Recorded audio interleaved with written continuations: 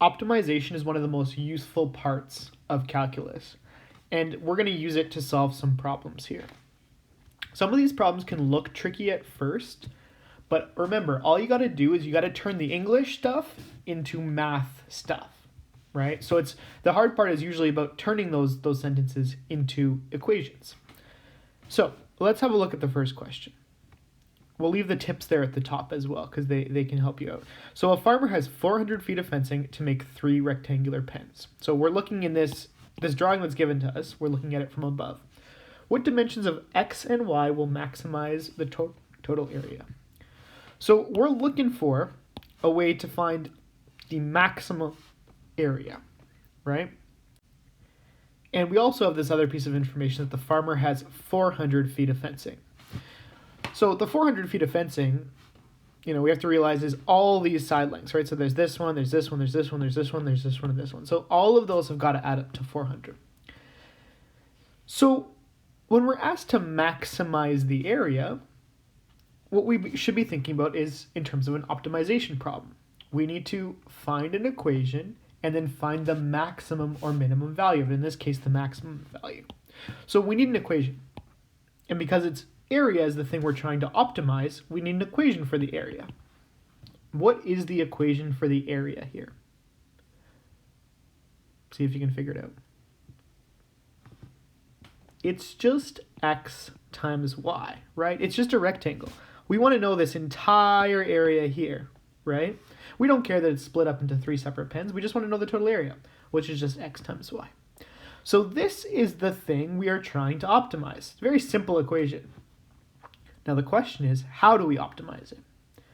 Usually our process for optimizing an equation, finding the maximum and minimum values, is to step 1, take the derivative.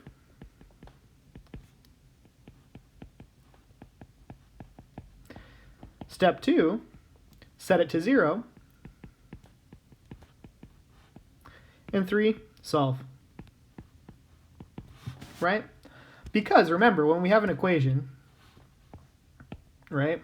When you have an equation like this, something like this, the slope of the tangents at these points, at the maximum minimum values, has a slope of 0, right?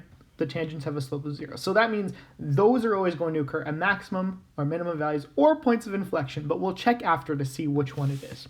So the point is, we got to be able to take the derivative, set it to 0, and solve.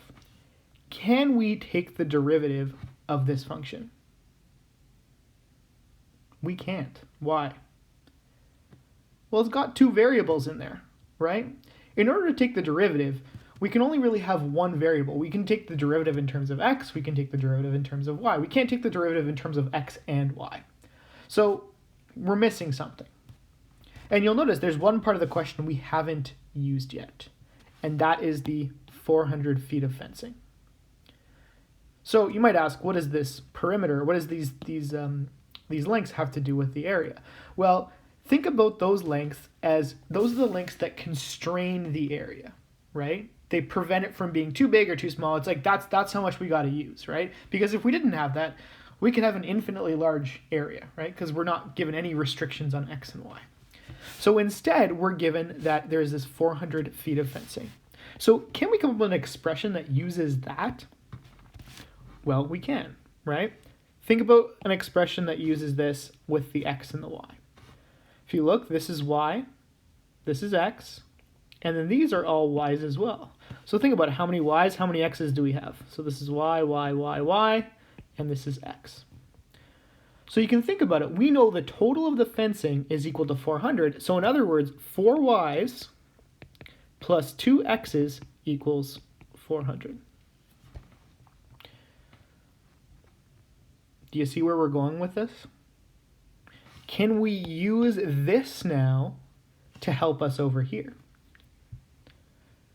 We can, right? If we solve for a variable over here, we can substitute it in over here, so then we're only going to have one variable. We can eliminate either the x or the y so that we can take the derivative, because we can only take the derivative when there's only one variable in the equation.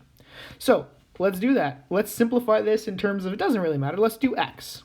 Okay, so if I isolate x, it's going to be 400 minus 4y, right? Move the 4y to the other side, and then divide by 2. Or simplifying this a little bit more, if I divide everything by 2, 200 minus 2y. So there we go. Now we know x is equal to 200 minus 2y. So if we were to plug that in over here, what would happen? We're replacing the x with 200 minus 2y. So it's going to be a 200 minus 2y times y. And then we can expand and simplify. 200y minus 2y squared. Can we take the derivative of this function? We can. I know we're used to seeing x's in an equation, but y's in an equation is the same thing, right? We're taking the derivative, pretend like the y is the x, the y is the independent variable, right? So we can just take the derivative like anything else. So what this equation over here did is it allowed us to simplify so that we have one variable. So now we can follow these 3 steps. Take the derivative, set it to 0, and solve. So I'm going to do that over here. So a prime, the derivative of a, is, well, the derivative of 200y is just 200. And the derivative of negative 2y squared is just negative 4y. Right? So this is an equation that represents the rate of change of the area with respect to y. What we want to know is we want to know where the rate of change is 0, because that's going to be where it occurs at a maximum or a minimum value. So if we set a prime to 0,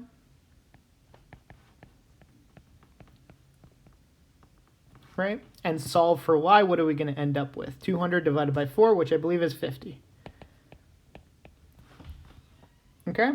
So what that tells us is that at 50, this equation, right, this one over here, has a slope of 0. Is it a maximum or minimum value? I don't know. How could we find out? Well, you could easily draw yourself a little sketch, a little first derivative test, right? So remember the first derivative test. We're going to break it up. We're going to break up the function into when it's less than 50 and greater than 50, right? X is greater than 50. We break it up where those critical points are, right? And actually here, I made a mistake. This should be y, right? Y is our variable here. Y is less than 50, y is greater than 50. So where is a prime when y is less than 50? Is our derivative positive or negative? Well, when it's less than 50, like for example 1, a value of 1, it's going to be positive, right? If y is greater than 50, so it's like 100, say, this is going to come out to be negative, right? So what does that tell us about our function? Well, it tells us it's increasing when the function is less than 50, decreasing when it's greater than 50. In other words, between those 2 points, we have a maximum. So this clearly is a maximum in terms of the area, right? So cool, we know what our y is. Can we figure out what our x is? Well, remember, we have an expression, because remember, it's asking us x and y, not just y, right? So now that we know what y is at the maximum area, we can plug in to over here to find out what our x is. So we know that x is equal to 200 minus 2y. So if we evaluate that, 200 minus 2 times 50, that's just going to give us 100, right? So essentially, we know that our dimensions are 100 by 500, right? And the last thing to do before just saying, oh, this is the answer, is to go back and make sure it makes sense, right? Does it make sense if x is 100 and y is 50? Well, first of all, we can quickly add that in our head. Does it add up to 400 feet of fencing? It does, right? 100 plus 100 plus 50 plus 50 plus 50 plus 50. And also the area here, that makes sense. It makes sense that they're both sort of, in between numbers. They're not too big, not too small. So it makes sense. So we can say, therefore, the dimensions that will create the maximum area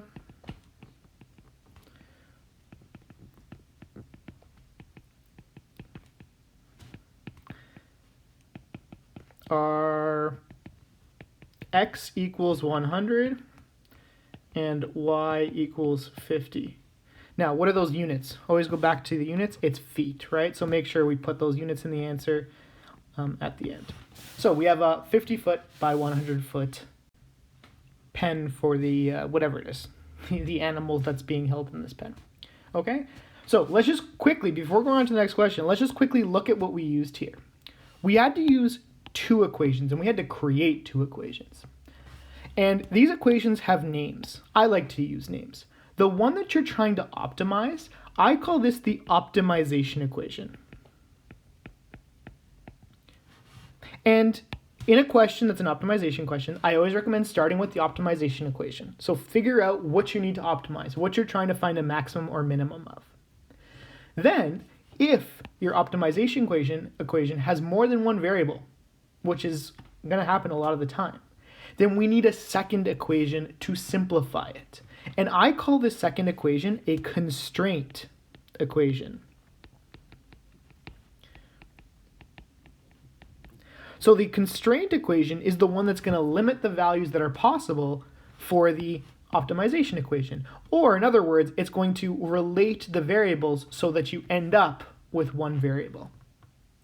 So in most of the questions on this page that you're going to work on, most of them require these two types of equations, the optimization equation and the constraint equation. So look for that as a theme in these questions. Okay, let's look at the second question. I would actually recommend pausing the video here, try this one completely on your own. See if you can figure it out, okay?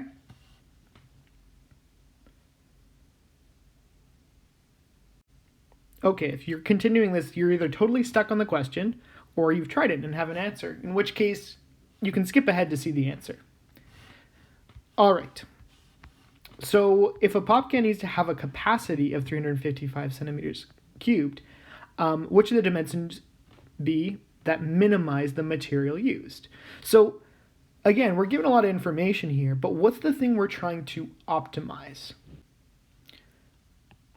It's the material used, right? In other words, the surface area of the can. Think about an aluminum can.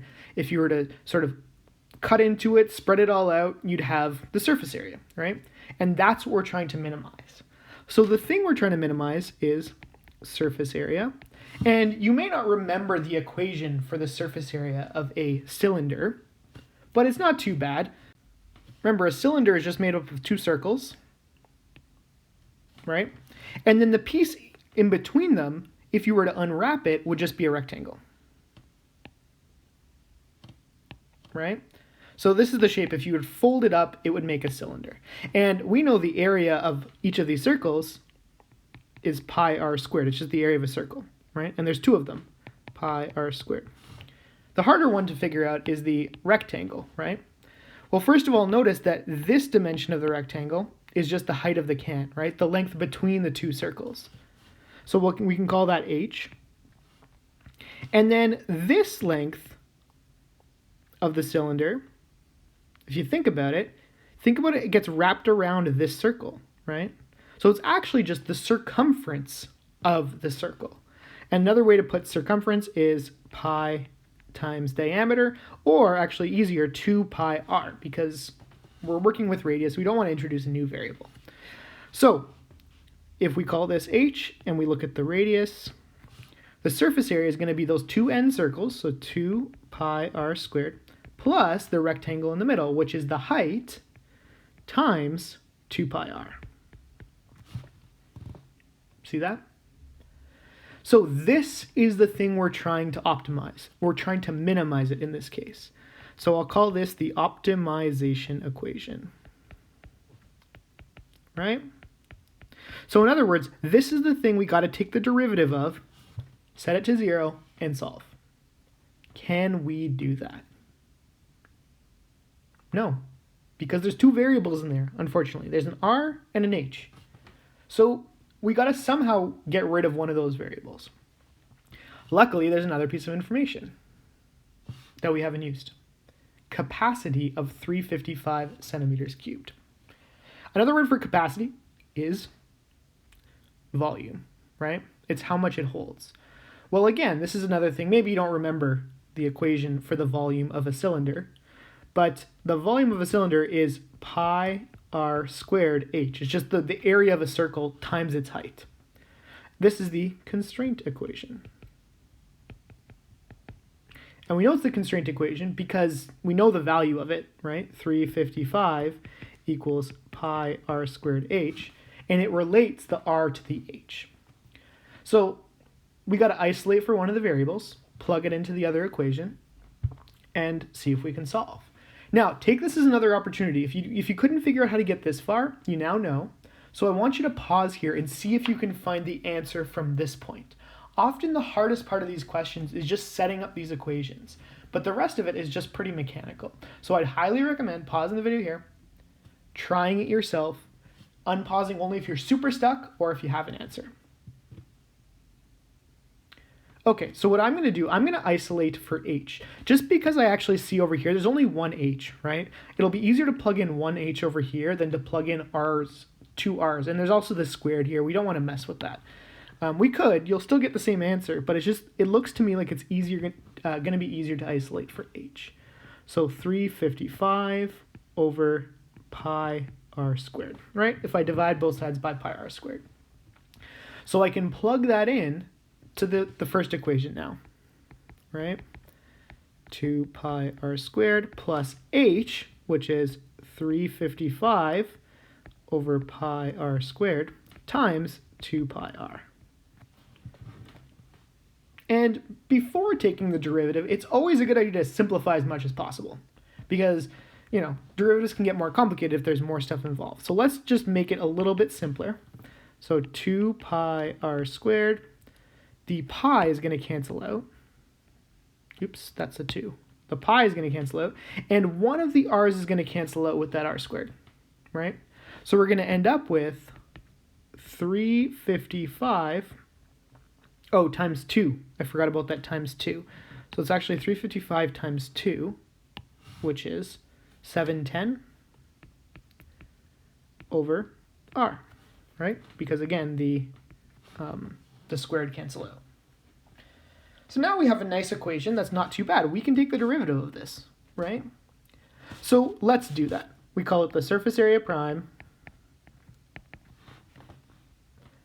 And the derivative of that, remember pi, it's easy to think of pi as a variable. It's not a variable, it's just a number, right? So we got to just bring the 2 down. So it's just going to be 4 pi r.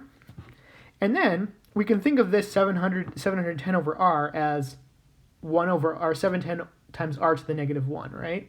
So I'm actually just going to do that off to the side so we don't get confused. 710 over r equals 710 r to the negative 1. So the derivative of that is going to be negative 710 times r to the negative 2, right? Which the negative 2 is going to go back to the bottom. So it's going to be plus, or minus I should say, minus 710 over r squared. There, that's the surface area. The derivative of the surface area. Now, again, what we're trying to do is we're trying to optimize it, right? We're trying to find where the maximum or minimum value happens. So essentially, we got to set the surface area to 0, right? Because the maximum or minimum value is going to happen when the derivative is equal to 0. And we got to solve. Now, you might be tempted to move one to the other side, cross multiply. The proper way to do it is to make them into one fraction, right? You'll get the same answer, but you might miss things if you just bring it to the other side and cross multiply. So I'm going to simplify by, create a common denominator, right? So I'm going to multiply both by r squared, so 4 pi r cubed minus 710 over r squared, right? I multiplied this term by r squared over r squared to get the common denominator. And then, continuing down underneath, we realize, so first of all, there's a restriction right away that we got to take note of. R cannot equal 0. And that was true all the way up here as well. But we should take note of that. The radius can't equal 0, which we know anyways. The radius of a can can't be 0. But it is a mathematical restriction, so we should always write it. So whenever we solve something like this, we're only really looking at the numerator, right? So 0 equals 4 pi r cubed minus 710, because the numerator is the only thing that can make it 0. Now we can bring that 710 to the other side and solve, right? So 710 divided by 4, and we do that, we end up with 355 over 2. So 355 over 2 pi is the exact answer, right? Equals r cubed. And to solve for r, we know it's just going to be the cube root of that.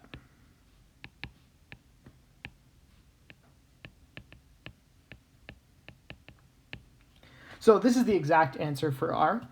What might help in a question like this is coming up with an approximate answer, right? So we have some idea of what's going on here, right? So if you take the cube root of 355 divided by 2 pi, you get 3.8372. 3.8372, and that's our radius. So does that make sense? Does it make sense that it's 3.8372? And by the way, which unit is this?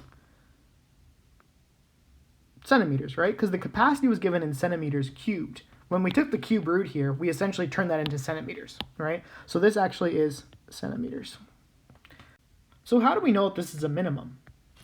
We could just very quickly do a first derivative test, right? If we if you plot the critical points, which are just that, 3.8372, and we plug in a value less than that, right? So if r is less than 3.837, I'll just use that, and r is greater than 3.837, what does the derivative come out to be? Well, if it's less than that, we can go back up here to see what happens. The derivative will be, if it's less than that, you can put in like a 0 essentially, right? Which will make it negative, right? So the derivative is negative. And if r is a big number, so you can even put in like 1,000 here, obviously this is going to be positive, right? So the derivative will be positive. So remember, what that means, the slope is decreasing here and increasing here, which clearly means there's a minimum point in between. So it worked out that the question gave us a minimum.